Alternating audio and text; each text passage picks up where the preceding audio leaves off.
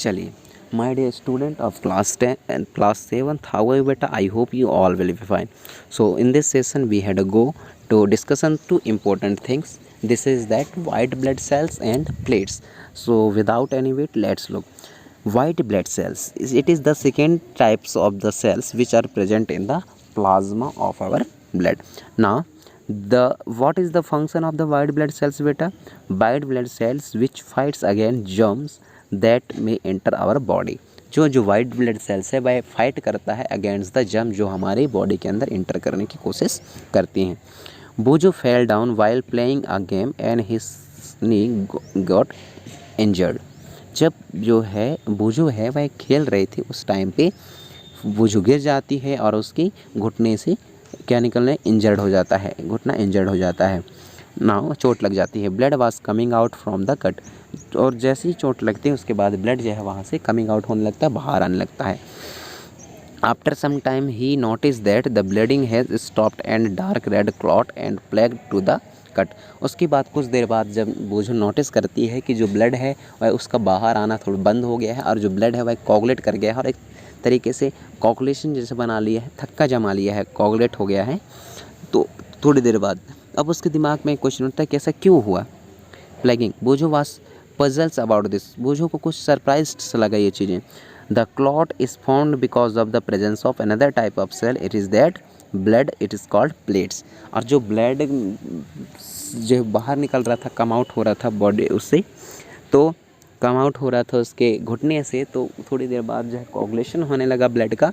तो इस वजह से है क्योंकि हमारे सेल्स में प्लेट्स प्रेजेंट्स रहते हैं, प्लेट्स की वजह से जो है ब्लड का कोगुलेशन होता है। यदि नंबर ऑफ प्लेट्स कम रहेंगे तो कोगुलेशन इंसान में यह जब कभी भी चोट लगती है तब हमारे चोट लगे वाले हिस्से में कोगुलेशन नहीं होता due to the deficiency of the plates की कमी की वजह से। और यदि दूसरा रीज़न देखें तो हम समझते हैं कि जो हमारा ब्लड है वह फाइब्रिन प्रोटीन को, फाइब्रिन नामक फाइब्रिन प्रोटीन को क्या कर कंटेन कर रखती है। और फाइब्रिन प्रोटीन जैसे ही एनवायरनमेंट के कांटेक्ट में आती है या फिर एनवायरनमेंट के कांटेक्ट में आती है या ऑक्सीजन के कांटेक्ट में आती है, नहीं एनवायरनमेंट के कांटेक्ट में बोलेंगे, तो वह अपना एक जाल बिछा लेती है और जाल बिछा लेने की वजह से उसमें रेड ब्लड सेल्स जो है फंस जाते हैं। ओके, तो ये हुआ प्लेट्स के बारे में। चलिए नेक्स्ट चलते हैं और डिस्कशन करते हैं ब्लड वेसल्स के बारे में। चलिए, मैंने इसके पहले कुछ चीज़ों का जिक्र किया है, आपको याद है क्या ब्लड वेसल्स के बारे में? ब्लड वेसल्स में मैंने बताया कि ब्लड वेसल्स में एक तरीके का ये पाइप है जो दो अलग अलग पाइपों को कंटेन करके रखती हैं, जिसमें शामिल है आर्टरी और वेन्स। तो आर्टरी का क्या फंक्शन है और वेन्स के क्या फंक्शन है इसको देखते हैं। यहाँ देख पा रहे हैं बेटा ब्लड वेसल्स के में there are different type of the blood vessels in their body. हमारे इस बॉडी में अलग अलग टाइप्स के ब्लड वेसल्स प्रेजेंट्स रहते हैं। You know the during inhalation free supply of oxygen fill with lungs. यहाँ बोला गया है कि हमारे बॉडी पे अलग अलग प्रकार के ब्लड वेसल्स प्रेजेंट रहते हैं। क्या आप क्या आप जानते हैं कि जो ड्यूरिंग द इनहेलेशन जब अपन लोग फ्रेश ऑक्सीजन लेते हैं या सप्लाई होती है और हमारा लंग्स भर जाता है, फुलफिल हो जाता है, तो oxygen has to be transported to the rest of the body. तब ऑक्सीजन जो है हमारे बॉडी के अन्य दूसरे पार्ट तक चली जाती हैं। ये तो आपको पता होना चाहिए। Also the blood pick up the waste material including carbon dioxide from the cell. और साथ में जो है ब्लड जो है पिकअप करता है वेस्ट मटेरियल को और कार्बन डाइऑक्साइड वेस्ट चीज़ों को कंटेन सेलों से रिसीव करते हैं और उसको this blood has to go back to the heart for transport to the lungs for the removal of carbon dioxide. So you have learn in the chapter number 10।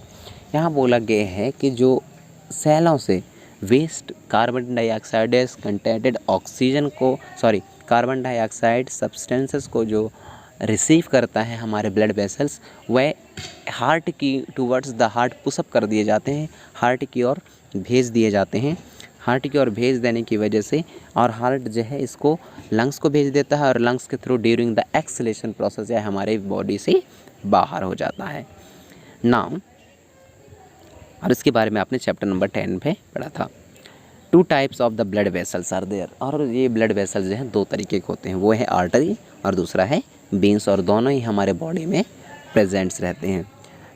Okay, artery carry oxygenated blood from the heart to all body parts. जो artery है वह oxygenated blood को carry करता है heart से all body parts के हर एक हिस्से तक। ओके, और दूसरा काम किसका है बेटा, वेंस का। तो वेंस क्या करता है, हमारे हर एक सेल से अलग अलग सेलों से जो है कार्बन डाइऑक्साइड कंटेन ब्लड को रिसीव करता है और उसको हार्ट के टूवर्ड्स द पुशअप कर दिए जाते हैं, ढकेल दिए जाते हैं, और हार्ट के थ्रू या लंग्स को पुशअप कर दिए जाते हैं, और लंग्स के थ्रू जो है आउट ऑफ द बॉडी, हमारे शरीर से बाहर कर दिए जाते हैं during the acceleration process. Since the blood flow is rapid and at a high pressure, the artery have thick elastic wall.